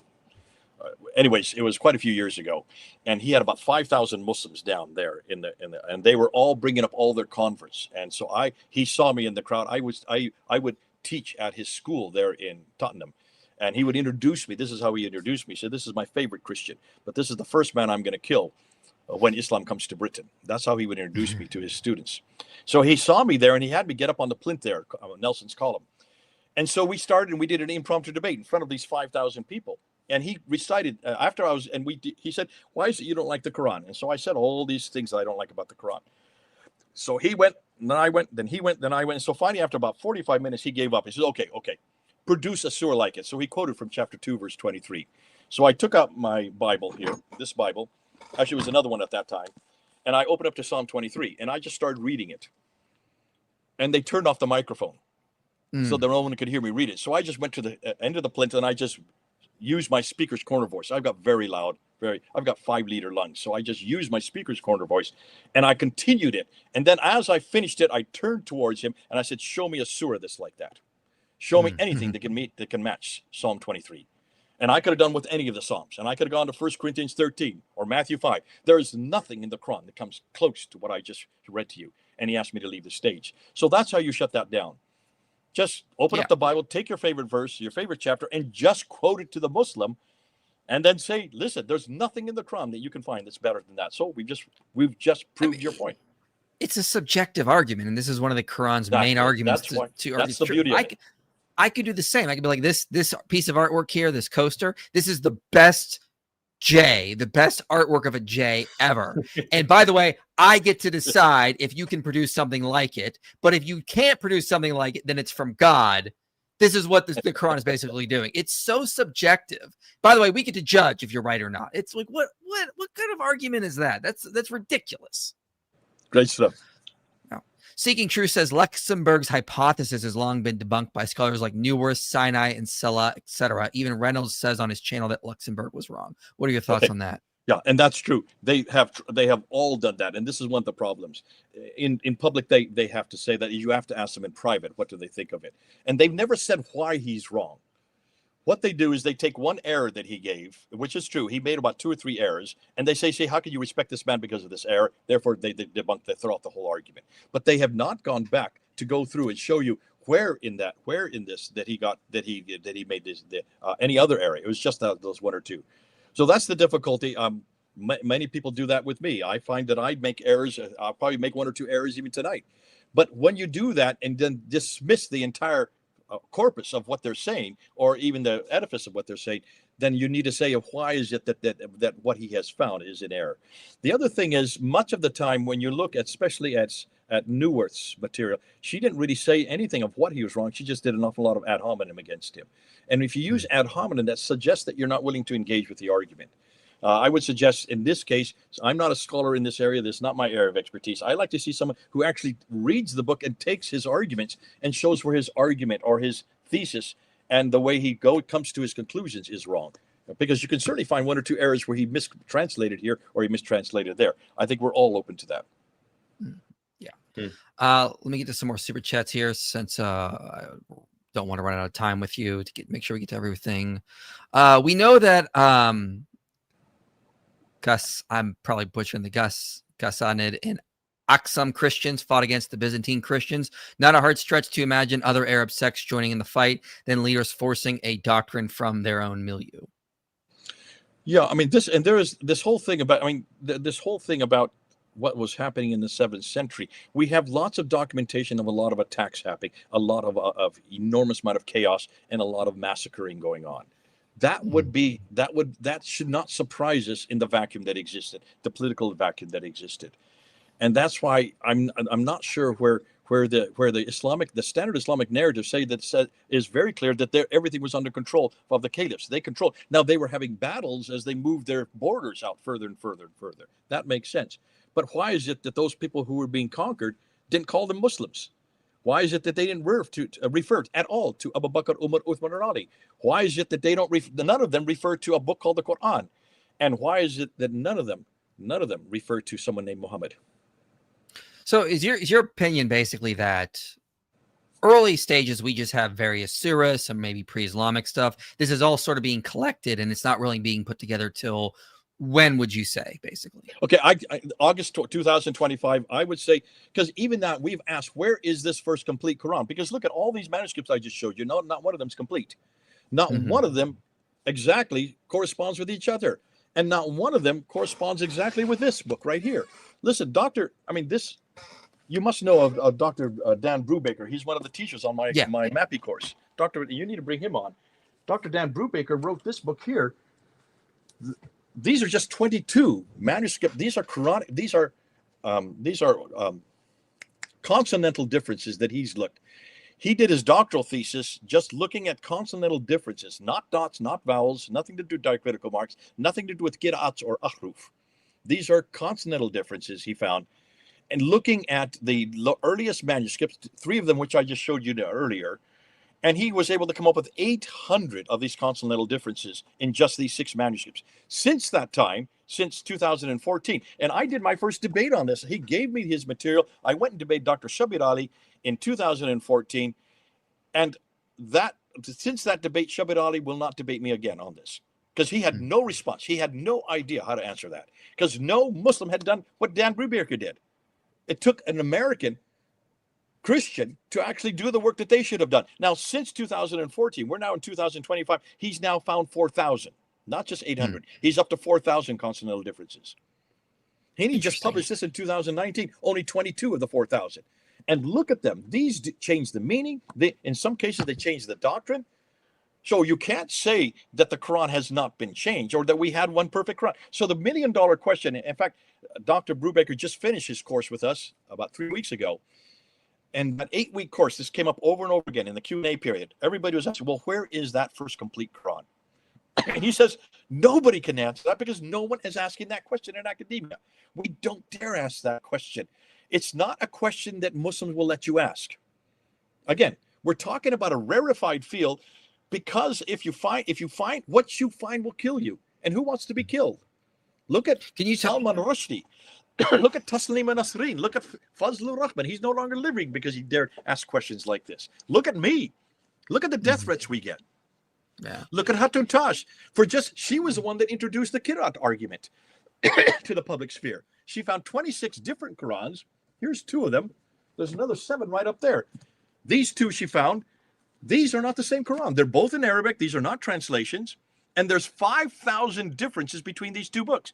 And they both go back 1,000 years. These 2, not these printings, but I'm saying the originals. And we can't even find the originals for these 2 books. This one here is the Watersh. This was created in just before 812. And this one was created in 796. This is the Hafs. This is the one that you're reading. This is from Iraq. This one is from Cairo. Can you see the problem here? If someone, a 5'2" lady, can do that much destruction to the Quran just by finding, at that time she found 26 when we held them up. Now there are 30 official Qurans, 7 by Ibn Mujahid in 936, just before 936, another 14 that were introduced by Al-Shatibi in 1294, and then another 9 that were introduced in the 15th century in 1429, just before 1429 by Al-Jazari. So that's 30 official different Qurans. Then which Quran are you talking about? And so this whole idea that there is a preserved Quran, that there is only one Quran that existed in the 7th century, that there is a complete 114 surahs, and that they are exactly like this book that I have here. Listen, just between the 30 Qurans that Hatun was able to find and that exist today, we have now Dr. Nasser out of Harvard University. What is his first name? It'll come to me. He has found over 100,000 differences between the other 29 in this book. 100,000 differences. So what is this idea that this book has been preserved or that it was even complete? $1 million question. I'd love to be able to answer you that, Michael, but I cannot. Not in August of 2025. Interesting. Let's get to some more. I know you have limited time, so I'm going to see if there's a couple more questions specifically for you. Jay, one of the times in the Quran Muhammad is used, I think, might be referring to Mary rather than Jesus at the scene of conception. What are your thoughts? The 4 times, it's only 4 times that Muhammad is in the Quran. And in almost all the cases, they're Jesus, not Mary. I'm not sure which one that person, farmhouse theologian, is referring to. If they could just let me know. If they could just put I'll just look it up. There are 4 ones. I don't have them off the top of my head. I wish I could. I am not that smart yet. But if you the 4 that you have, that we do have, all 4 of them. Here, I've got it here. Scene of the conception is what she's saying. 33:44, that he is not the son, that he's not the father of your men. Is that the one that's referring to? Maybe. I'm not sure. That's referring to Jesus again. That's not Mary. Okay. She thinks it might be referring to Mary, is what I think her argument is. Oh, I think you can impose whatever you want onto it. The problem is, if the problem is, why is it you only have 4 references to the greatest man in the history of mankind who supposedly received this book? Mm-hmm. Jesus is referred to 91 times. Abraham is referred to 76 times. Muhammad only 4. And when you actually take out the vowels and put it down to Muhammad, those are all referring to the Muhammad, the praised one, the altogether lovely one that Ambrose and them looked back at the Psalms 5:16, the same letters, the same word in Hebrew that you have in altogether lovely one in Psalms 5:16. So I would suggest that it depends on what you want to come with and what you then take away. You can certainly say that it's the scene of conception if you want to, but and you can put into Mary. But I'm not sure I'm convinced by it. Are you convinced by it, Michael? No, I'm not sure. I would have to look more into that before I have an opinion on it. I've never heard this before. That's the first time I've heard that. Yeah, it might be something to look into. Again, that's the first time I've heard of it too. So I'm processing all of this. So you're awfully quiet. I'd like to hear your opinion of everything you've heard so far. I have to process. I have to process everything. I'm one of those people that's extremely reserved with my opinions until I take time to actually think through things. You're probably a wise man. You are a wise man. I'm not proud. Oh, that's my wife somewhere. You're like me. I just go out and say it, and then I see what the reaction is, and then I learn from that. So what would you say is the full take when it comes to the Quran? Is there any reason that we could trust this goes back to someone named Muhammad who was preaching in around Mecca and Medina? Is this just completely an unreliable story? Is there anything we can trust here? That's the question we're trying to figure out today. How much of this can we go back? No to all three. Let me. I thought of this argument earlier today. I wanted to throw this at you. This is one I was just thinking of. So I'm not going to debate. I'm curious what you think. So let's just say, the Islamic dilemma. That we have all these verses in the Quran about confirming the prior scriptures, confirming the prior scriptures, confirming the prior scriptures. And then I'll see people like Gabriel Reynolds talking about this, going, well, this shows us that when they were putting the Quran together, they were more ecumenical in how they were thinking. They were thinking that Jews and Christians can be included in salvation. That doesn't match later Muslims that came with Abdul Malik and after. So it's very unlikely they would have put the Quran together after that point, because it matches a more earlier period of ecumenicalism happening throughout the Muslim community. And if the Quran was actually from this later period, it would look more inclusive in how it would say only Muslims are saved. But we go to places like Surah 5, for example, where it seems to be saying that Christians and Jews can be saved. I just asked a Muslim the other day on X, Khalil Andani, about that, and he said, yeah, the earliest Muslims would have thought Christians could be saved. So could that be an argument maybe that the Quran is actually from an earlier period before the Muslim community, the Sunnis specifically, became more inclusive in their thinking? Maybe it matches that earlier period. What would be your thoughts on that? Very quickly, I would suggest, off the top of my head, the difficulty you're having is you're already assuming that all of this was complete even at the time of 705. Where do you get that from? What manuscript supports what you've just said? So you don't even know yet what the arguments are. You don't even know what of the Quran is actually that early. What we do know is on the Dome of the Rock, you have chapter 4, verse 171. Say not 3, for God is one and he has no son. That is from 692. That's the earliest we have. We also have from chapter 12, for God does not begetteth, nor is he begotten. That's also on the Dome of the Rock. So you have those references. that would be all anti-Trinitarian attacks against the Trinity. So if that's the earliest Quranic manuscript, then I would suggest this is a sectarian dispute. What you get about the Arabic Quran and all these other things that start to delineate a separate, that probably comes after probably after 730, sometime after the John of Damascus. So it looks like the Quran progressively gets put together, and it looks like, from what we're seeing, the Sana polypsis, that they're wiping off and writing over top. So they're even changing it, and it looks like there may be some geographical differences between what one sect says over here and another sect says over here, and that at some time this got to be unified. And when it gets unified at that date, then I think we do have the Quran we have today. And is that a contradictory mess in your view? Like it could refer to different groups, to different theologies? Absolutely. I have no difficulty with that, because it looks like there is contradiction within the Quran on that point. Well, yeah, very much so. Anything else anything you want to say, Than? Yeah, I mean, just on that note, you earlier brought up that some of these textual differences actually are differences in doctrine. Can you help me understand what some examples of that would be? I'd have to pull them up there. I mean, there's especially the ones, I mean, I'm off the top of my head, Daniel puts a number of them up here. Here's one where the name Allah has to be introduced. In some cases, they make it from a man speaking to God speaking. So that happens quite a bit of like kul or kalu. So they change it from kalu, which is man speaking, he said, to kul, say. Then it becomes divine edict. That's a huge theological difference right there. Okay, and that happens over and over and over again, where it's been taken. The earlier script looks like it's kalu. The later script that becomes kul. Could that be?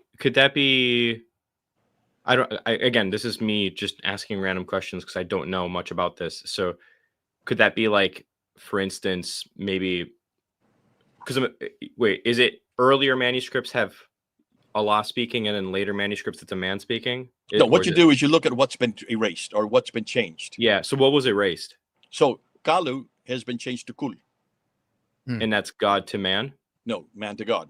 Man to God. Oh, okay. So my original thought was, if it was God to man, maybe they're just trying to avoid like anthropomorphisms or something like that. In this case, and that's just one or two. I mean, here's one here. Look at all these coverings, 8 coverings on one page. What were they covering up? Right. That's very so. Those are coverings. Okay. Those are coverings, Yeah. and these are censorship. And when you censor it, what you're doing is that you're standardizing it to one text, and the text you're standardizing it comes out to this text right here. In every case, with all these standardization, with the coverings, with the erasers, with the where they're introducing words that they weren't there before. And here's this one I'm trying to find. It's the one where they have 9 different Allahs that have been added. So it's God, who is this is all about. God wasn't there earlier, but then he's suddenly introduced in almost every one of these. 9 different places. So you can see there, that's a huge theological difference. Here you can go. 1, 2, 3, 4, 5, 6, 7, 8, 9. 9 different areas in the same manuscript where Allah then is introduced at a later date. All right. So tell me, does that make so that now Allah is introduced into that a divine edict is introduced, or it has to do now Allah and now is incorporates. Now in one case, there was only one case I think Dan found that it didn't really make a difference, but or it's the other way around. It did make a huge difference, but the biggest problem is Allah is missing in all this in every one of these places in this manuscript, and then he has to be introduced so that he now corresponds with the Hafs text that we use today. You could say, is a scribal error? Possibly. But isn't it rather coincidental that they're in every case it's the name of God himself? Okay? Yeah. So what we're saying, and again, I'm not going to say that, and the biggest problem in getting back to Michael's first question is, when did, we don't yet know because nobody's done this study. There's so few people that are doing this study, and those who do this study, they don't want to say things out loud because of what happened to their salaries and what happened to their lives. So much of this is kept in academia, and it's kept under wraps. The people who are doing the best work on this are not the Gabriel Reynolds Sennett. This is not his area of expertise. The best people who are doing this are the Inada group coming out of Germany. And the Inada group are way ahead of everybody else, but they're keeping it in German. And that's why we need the Inada group to start publicizing and getting it onto YouTube. And rather than me saying this and making a lot of mistakes, because I don't know the intricacies of Arabic like they do, and I'm not a philologist or a linguist like they are, I would rather they do it, but they don't want to do it, and they've said that. Is there scholarship publicly accessible, just only in German? That's the issue right now. That's the issue right now. And also they get together every 2 years and they go into this material and they present papers in Saarland University in Saarbrücken every 2 years. And you have to be invited to that. You can't just show up. Yeah. And you have to be a well-known scholar to be able to go to those conventions. But they're keeping it under wraps just because of the problem of safety, the problem of security.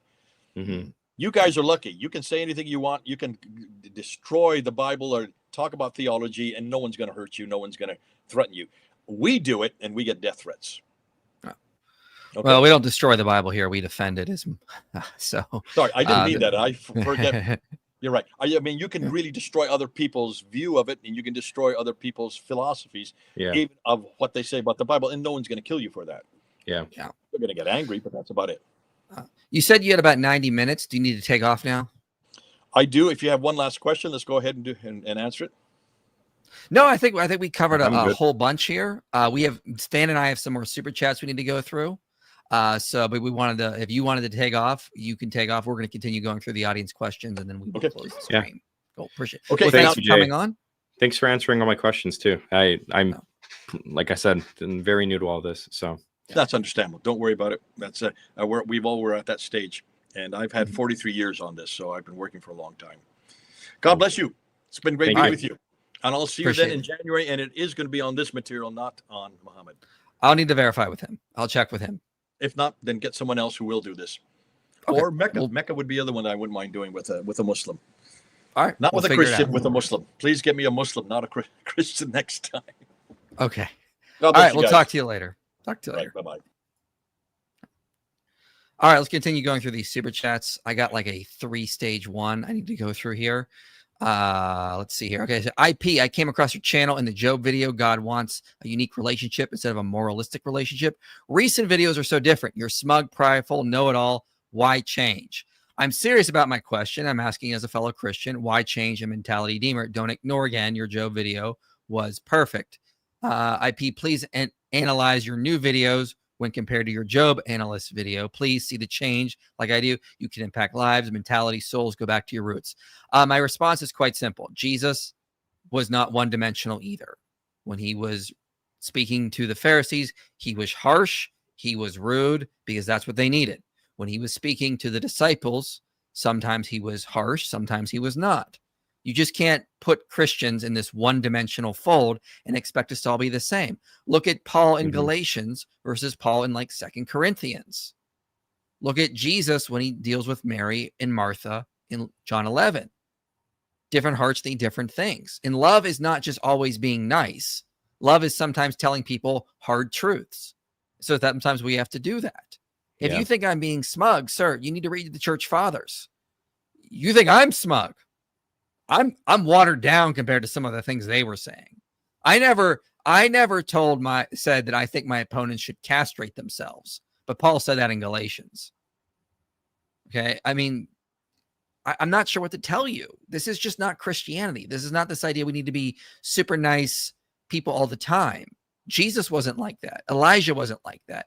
Yep. Paul wasn't like that. What do you want? There are times where I'm going to do sermon like style videos. See a video I did recently, why Jesus hasn't returned yet. You'll get very similar vibes there. But sometimes people need hard truths, and you got to be firm with them. Love is sometimes tough love. Be hard on people so that they actually wake up and change. So I don't know what you're saying here. I don't think I have changed. If you think I'm being smug, maybe go back and look at maybe the context. I'm curious to know if he's talking about streams and not like actual videos too. I don't know. I don't think you're arrogant or smug or anything like that. I think it's warranted when you're a big meanie, like to me, when you need to put me in check with my dumb jokes. Yeah. Like most of that, it's just sarcasm. But I mean, like, and a lot of times, when I'm doing like short little TikTok videos, that's the nature of the game. I want people to watch. So I developed a persona where I'm annoyed in those videos. Like I'm not actually annoyed. I'm just, that's part of the persona of the of what I'm doing in those videos to I'm make them more actually annoyed. entertaining for people. I'm annoyed at that mustache. I'm sorry, I'm being too smug, fan. I said something. Yeah. Allah is not Allah. Yeah. Ilaha is not Allah. Correct. Yes. Some of Shoemaker's rhetoric goes too far, further than I would apply to the Bible. Unnecessary low view of oral tradition. I would 100% agree with you. I actually think some of his critiques against the Quran are not even that accurate. I think he goes a little too far there. Again, I tend to agree that I think a lot of the Quran is pretty early, contrary to what Jay was saying, because I think whoever was writing this didn't have the same theology as what later Muslims have. They were very ecumenical. That's why we have the Islamic dilemma. They just were saying things like, yeah, Jews and Christians can be saved. But, there was this category of everyone who submits. And then there's a smaller category of the Muslims. So, yeah, I think that I'm not as liberal as like Jay is or someone else is. But I wanted to hear him out and see if he can give us some more data to look into. That was what the point of this was. Why did Alexander the Great create the cat? Oh, I'm sorry, I'm not reading this right. I got to read this in the right voice. Okay, ready? Ready, Than? Why did Alexander the Great create the Catholic Church in Rome in 300 years before the birth of Christ?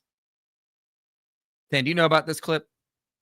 I don't. So now I need to know. Hold up. Oh my God. How have you not seen this clip? I gotta find you this clip. We've been working together for so long, Mike. I just don't see. I don't watch stuff unless it's sent to me. Yusuf Estes was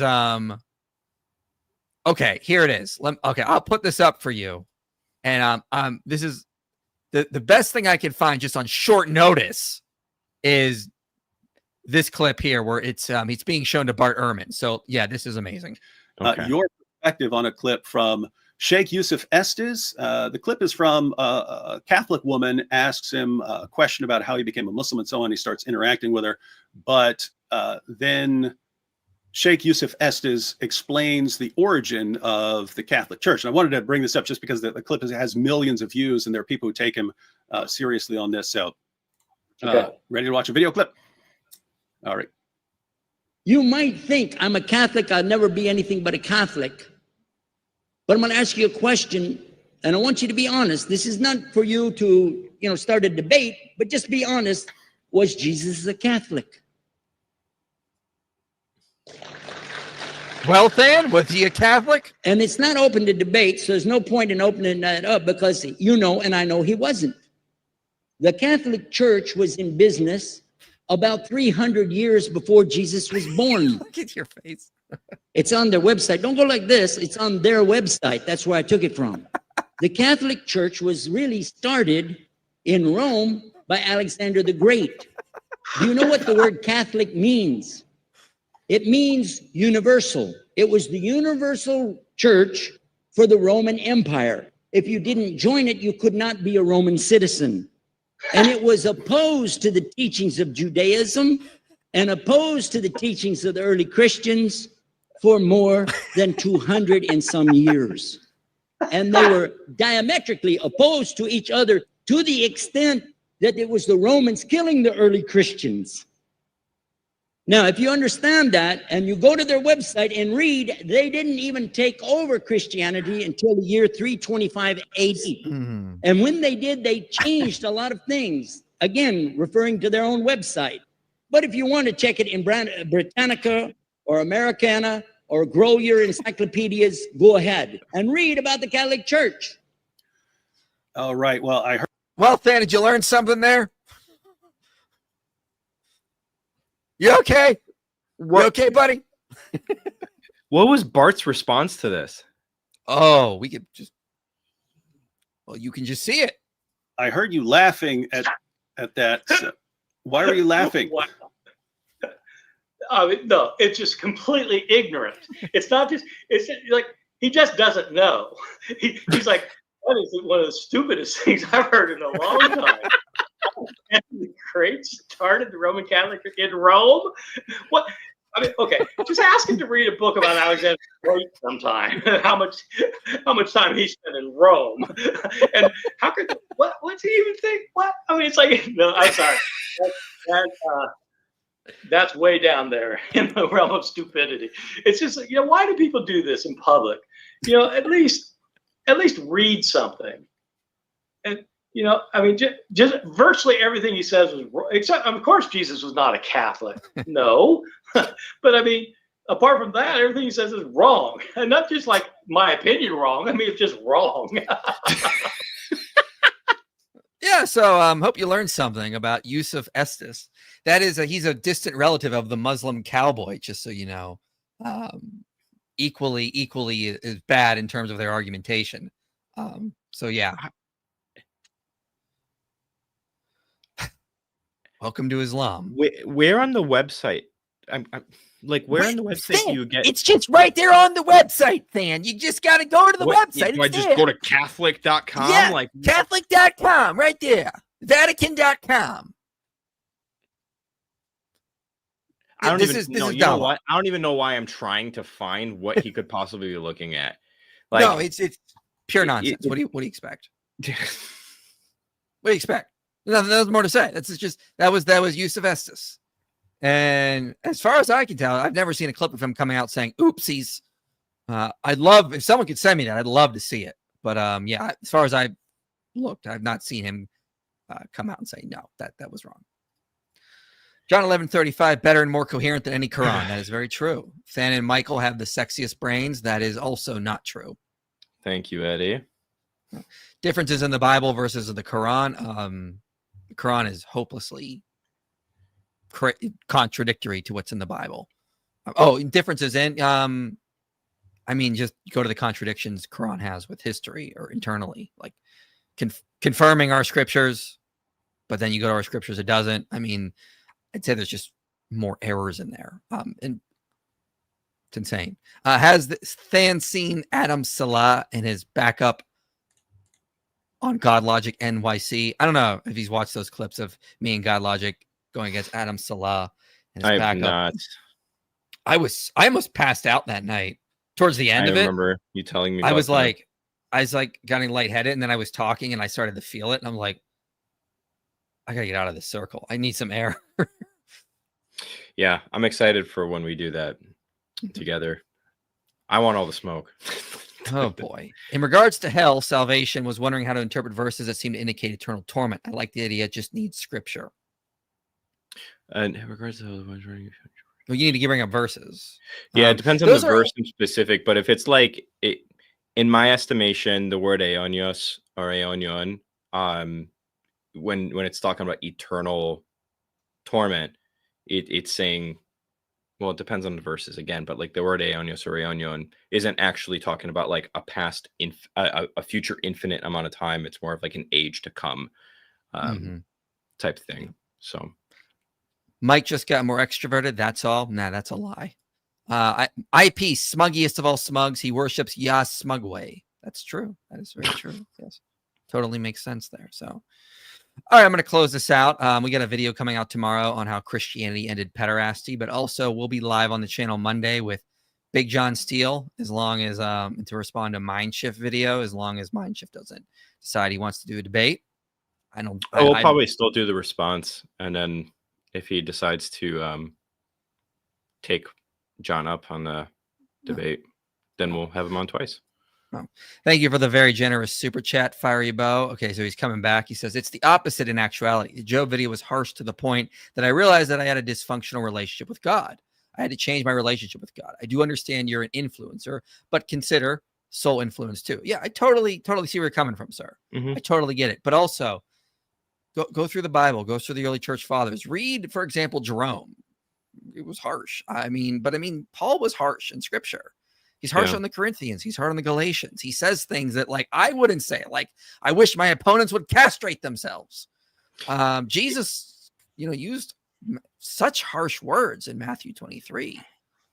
I mean, it will, I think, would be really helpful, Fiery Bow, is when you, like, this is just a super chat. So when you put in a super chat saying, hey, you're really smug right now, it's not really helpful because whether you're saying that to Mike or me or anybody, just that statement's not really going to help anybody know what specific behaviors you're having an issue with. So like give examples and then help people understand exactly where you're coming from to like a more nuanced point, because then we might actually be able to like shed light on some behavior that actually does need to be corrected. I don't know if that helps, but yeah, I'm not going to say I'm perfect. I remember even apologizing one time in a video to Captain Dadpool because I said I was too smug. I said I was just being too rude. So I've apologized, but I mean, also, so I also match fire for fire. If I'm dealing with Muslims, they're incredibly rude. Okay, they come from an honor shame culture. You got to match that. This is what Jesus is doing with the Pharisees often. He's matching their harshness, going after them. Sometimes that's what's needed. And so sometimes we got to follow the guidance here. And yeah, I'm not going to be perfect in how I respond all the time. I'll admit that, but still, I don't think everything needs to be like that video you're talking about. Oh, I would really like your opinion on the video though. Why my video I did up like a year and a half ago, why Jesus hasn't returned yet. I'd like your opinion on that one, for example. It's very similar to that one, but yeah, not everything is going to be like that, especially with my conversation with Muslims. That's an honor shame culture. You got to match fire for fire. You got to they respect a show of strength. Okay, let's do it then. And so this is just how I've sort of done things. I'm not going to be perfect in this. I'll admit that, but please try to understand also where we're coming from and how we're trying to do outreach. I'm thinking when I'm doing TikTok videos, how can I get people engaged so they keep watching this all the way through? That's what I'm trying to think of as well. Thank you for the super chat. Much appreciated. All right, let's close this out. We'll be live again Monday with Big John Steele. Thanks for coming, everyone. You made it to the end of this video, which means this message matters to you. If you want to see more content like this reaching people for Christ, you can help make it happen. Your support makes these videos possible. Click the link below and donate today. And if you want to go even deeper, consider joining our Patreon community. You'll get early access to videos, behind-the-scenes content, and a place to connect with others passionate about this mission.